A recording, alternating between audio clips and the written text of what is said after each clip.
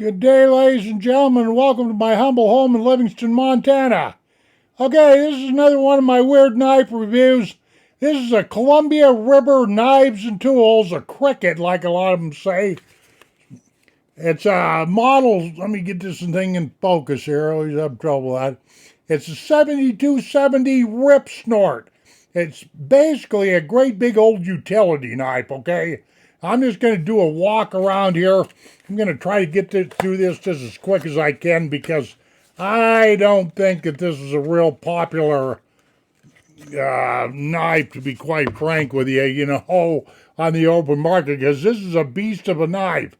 Okay, let's give you a look at this thing real quick. Like, it is a flipper opening right here, but boy, that thing is, it's kind of hard to flip open that big blade there. But let me go through the specs on this thing. I'll try to give you a good look, a good walk around. Specifically, why I bought this thing is I got some woodworking projects in mind, and I needed a big knife like this to be able to move some lumber, okay? Okay, this blade length right here from here to here is 3.2 inches, but the blade itself, the cutting edge itself from there to there is really only around 3 inches, okay? This blade steel, now I'm going to have to stop periodically and focus. This blade steel on this guy is what they call 8CR 13 MOV, for whatever that means. I am familiar with a lot of steel. Back in my younger days, I used to weld. I worked with sheet metal. I was a plumber's apprentice, and so I know my metals, but they got so many weird knife metals out right now, I can't keep up with it all, okay? But anyway, the blade thickness on this guy right here, I took my calipers right here and measured all this stuff. I don't just take everybody's word off the internet anyway. But the blade thickness on this guy right here is 0.106. Or I measured it right here at the top of this swedge right in here, a little more than 1/8 of an inch, and it's swedged back, as you can see right there, to a little more than 1/16 of an inch.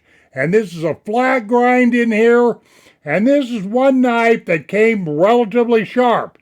I mean, and this is a cleaver style, folder and with a liner lock. Okay, might as well get that out of my hair.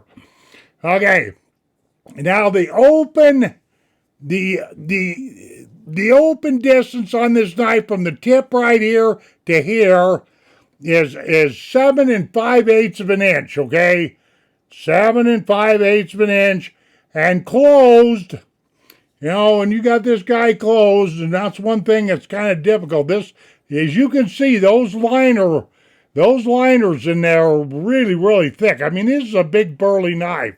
Okay, so it's kind of hard to, activate that liner lock. But closed, we got 4.5 inches on this guy from here to here. 4.5 inches. Okay. Now let's see the weight. That's the thing that's a real killer.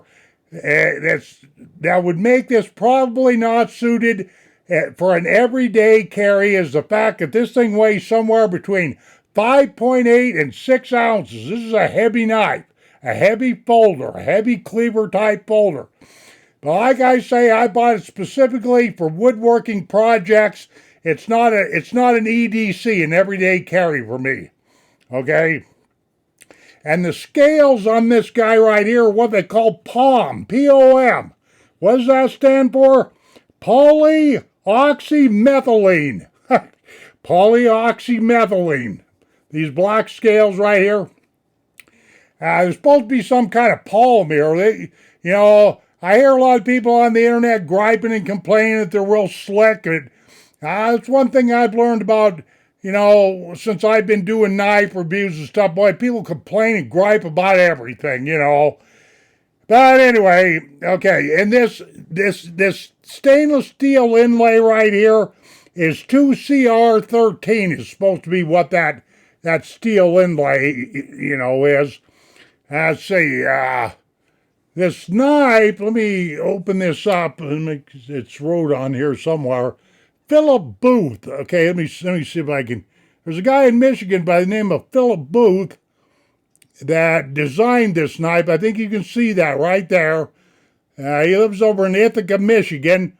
And I don't know much about the guy except for he's an artist, knife builder, graphics artist, that kind of thing. So, yeah.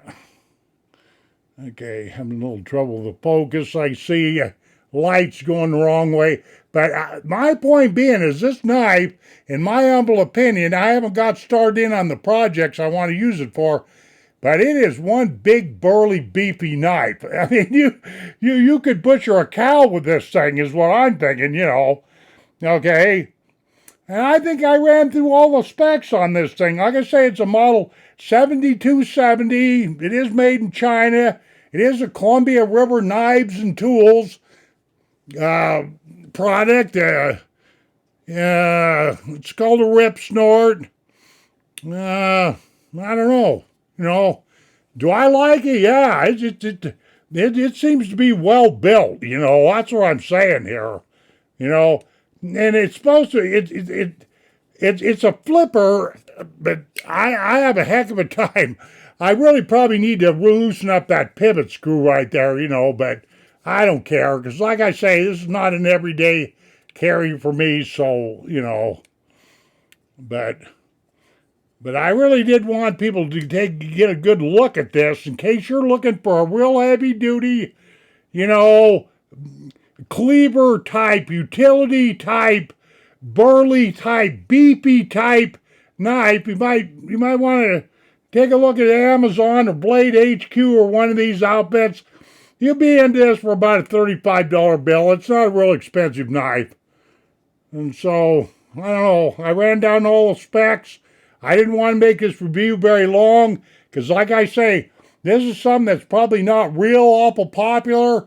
It's definitely something that's probably not real awful popular with people I want to have an everyday carry. And let me see, I think that clip right there, if I'm not mistaken, I think that's the only position you can put it in. In fact, I know it is. So that would make it, let's see, tip down, I believe, if you close the knife up. But just take a look at that liner right there. I mean, this thing, like I say, is heavy enough to butcher a whole doggone cow. And this spacer in the back right here, I do believe is the same palm material as that's them scales. Okay, ladies and gentlemen, this video is coming up on 8 minutes. That's good enough here for this walk around on this Ripsnort. Okay, thank you very much for watching the review. Take care of yourselves, like I'm infamous for saying, we shall see you on down the trail. Adios, my friends.